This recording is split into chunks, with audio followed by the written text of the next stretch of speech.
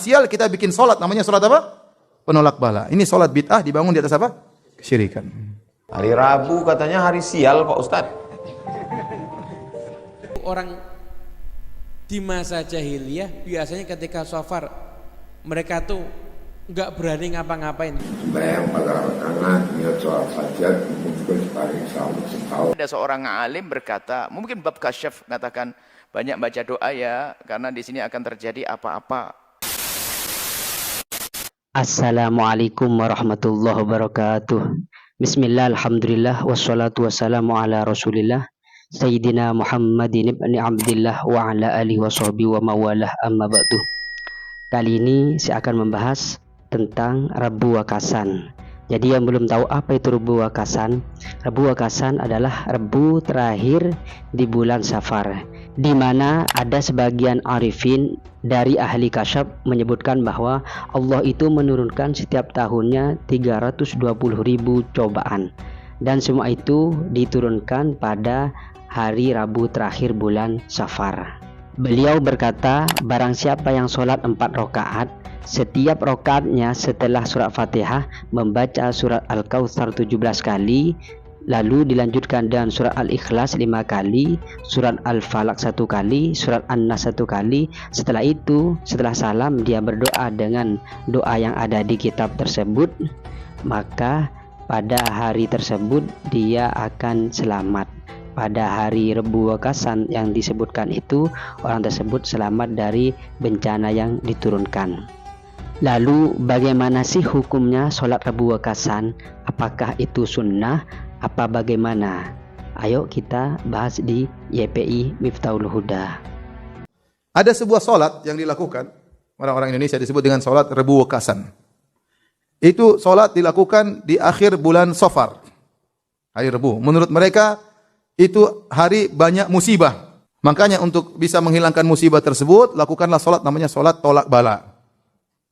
Dari mana? Sebagian dai saya nonton di YouTube, dia mengatakan ini seorang syekh dapat ilham. Ada guru dapat ilham. Kalau ente benarkan ya lakukan, kalau enggak juga enggak apa-apa. Loh gimana? Ilham bikin syariat baru. Ini syariat sholat Rabu Wakasan ini adalah bid'ah dibangun di atas kesyirikan. Saya ulangi, bid'ah dibangun di atas apa? Kesyirikan. Kenapa saya bilang kesyirikan? Karena itu tatoyur, menganggap hari Rabu hari sial itu adalah tatoyur, dan kata Nabi at-tiyaratu syirkun. Tatoyur itu apa? Syirik. Apalagi Nabi mengatakan la safar, tidak ada kesialan dalam bulan Safar. Dia bilang ada di minggu terakhir, hari Rabu, namanya hari sial. Supaya tidak terkena sial, kita bikin sholat, namanya sholat apa? Penolak bala. Ini sholat bid'ah dibangun di atas apa? Kesyirikan. Kalau dari Nabi Muhammad itu memang tidak ada hadis yang menjelaskan tentang Rabu Wakasan. Bahkan Nabi Muhammad itu membantah anggapan bahwa bulan Safar itu adalah bulan yang sial.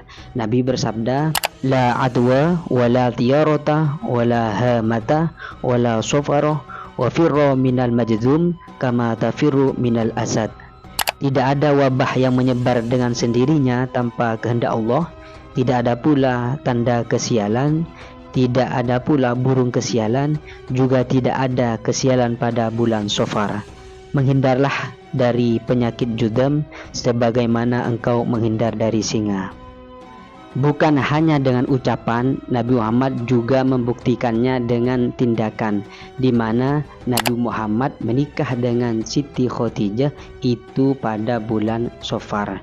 Juga pada bulan tersebut Nabi Muhammad menikahkan putri beliau yakni Siti Fatimah dengan sahabat Ali bin Abi Thalib, hingga mulai hijrah dari Mekah ke Madinah pada bulan Safar. Orang di masa jahiliyah biasanya ketika Safar mereka tuh nggak berani ngapa-ngapain, nggak berani nikahkan anak, nggak berani bisnis, nggak berani ngapa-ngapain. Justru itu dilanggar sama Nabi Muhammad. Rasulullah nikah dengan Siti Khadijah itu pada bulan Safar. Sayyidina Fatimah dengan Sayyidina Ali juga nikahnya ketika bulan Safar. Setelah itu peperangan pertama kali dalam Islam juga terjadi ketika bulan Safar, nggak ada masalah. Dengan melakukan hal tersebut, seakan-akan Nabi ini berpesan bahwa bulan Safar itu bukanlah bulan yang sial. Lalu bagaimana dengan hari Rabu? Apakah ia ada hari Rabu sial? Kalau dalam kitab Kanzun Najah was Surur ada hadis menyebutkan bahwa akhiru arba'a fi syahri yaumun nahsin mustamir. Akhir Rabu dalam sebulan itu hari sial yang terus-menerus.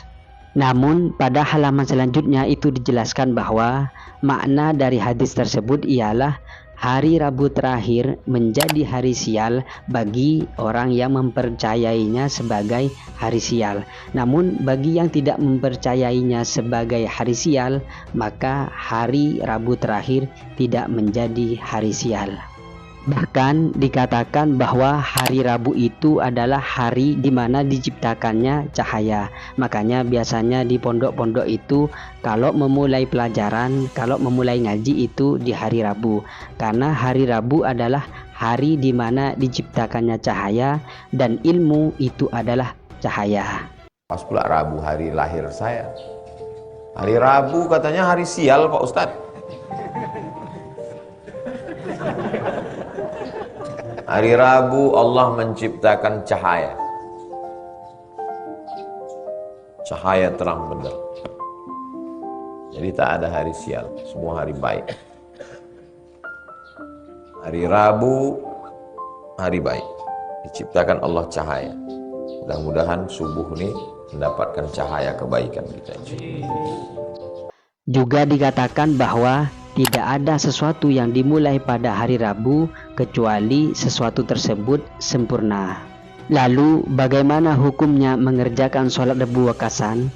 Kalau merujuk pada hasil Bahsul Masail Pondok Sidogiri, sholat Rabu wakasan itu hukumnya khilaf antara ulama fikih dan ulama tasawuf. Menurut ahli fikih, sholat Rabu wakasan tidak boleh dan tidak sah dikerjakan karena tidak memiliki dalil-dalil syar'i bagi kesunnahannya.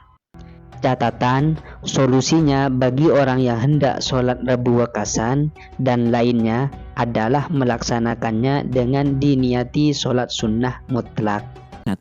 Sholat sunnah Rabu wakasan. Hukum sholat sunnah Rabu wakasan ini perlu dilihat niat pengamalnya. Apabila niatnya adalah sholat Rabu wakasan secara khusus, maka hukumnya tidak diperbolehkan karena sholat merupakan salah satu amal ibadah yang bersifat tauqifi, yaitu sebuah ibadah yang sudah ditentukan dan diajarkan oleh Rasulullah Shallallahu Alaihi Wasallam baik berkaitan dengan tata cara maupun waktunya. Sedangkan Rasulullah Shallallahu Alaihi Wasallam sendiri tidak pernah mengajarkan dan mengamalkan sholat tersebut. Tapi jika niatnya adalah sholat sunnah mutlak atau sholat hajat, maka hukumnya diperbolehkan. Apabila sholatnya diniatkan sebagai sholat sunnah mutlak, hukumnya diperbolehkan karena sholat sunnah mutlak tidak dibatasi waktu, sebab, dan jumlah rakaatnya. Sedangkan sholat hajat adalah sholat yang dilaksanakan saat kita memiliki keinginan hajat tertentu, termasuk hajat untuk menolak hal-hal yang dikhawatirkan. Jadi bagi yang ingin mengerjakan sholat sunnah di hari Rabu wakasan, silahkan dengan catatan diniati sholat sunnah mutlak atau sholat sunnah hajat, bukan diniati sholat sunnah Rabu wakasan. Karena Mbah Maimun sendiri juga mengerjakannya. Jadi Mbah Maimun ini keilmuannya sudah tidak diragukan lagi. Beliau ini orang yang alim, yang alamah. Jadi beliau juga mengerjakan sholat sunnah hajat di Rabu wakasan. Sembahyang pada rakaat, niat sholat hajat, mungkin juga paling setahun ya. So, pada rakaat, ya kayak saat dulu ya, seperti diri, Al-Fatihah, atau inna kalkosa, tujuh, Pengkitulas. Inna kalkosa, tujuh, atau ulu menjirah, terus atau falak bin falak bisa terus apa di bulan kaya ini mungkin Pengkawan. aku tak sholat subuh. Dan bagi yang sholat Rabu wakasan, jangan ejek temannya yang tidak sholat pada Rabu wakasan. Semisal temannya itu kecelakaan, kemudian jangan sampean ucapkan kamu nih gara-gara tidak sholat Rabu wakasan jadinya kecelakaan. Nah itu tidak usah diucapkan seperti itu, tidak usah mengejek seperti itu. Lalu seperti itu yang mereka ketahui. Tapi ingat, ilham kita tidak wajib percaya. Ilham tidak wajib kita percayai. Ilhamnya seorang alim, seorang wali nggak wajib kita percaya. Dan ilham bukan hujjah di dalam urusan agama. Hanya bagi yang mempercayai boleh. Misalnya ada seorang alim berkata, mungkin bab kasyaf mengatakan, banyak baca doa ya, karena di sini akan terjadi apa-apa. Allah beri ilmu kepada dia, kasyaf, sehingga betul lah terjadi apa-apa. Bukan berarti dia tahu gaib, tidak, tapi Allah beritahu dia. Kenapa bab ilham? Maka khusnudzon kita, kalau itu memang dinukil para ulama, mungkin ini khusnudzon itu ilhamnya para ulama-ulama soleh waktu itu, yang melihat di Rebo itu ada banyak musibah. Kalau itu ilham, Anda boleh percaya, boleh tidak. Jika kalian ingin mengoreksi atau ingin menambahkan, silakan komen, kita diskusi. Terima kasih yang sudah menonton. Jangan lupa subscribe, like, komen, dan bagikan ke teman-temannya. Wassalamualaikum warahmatullahi wabarakatuh.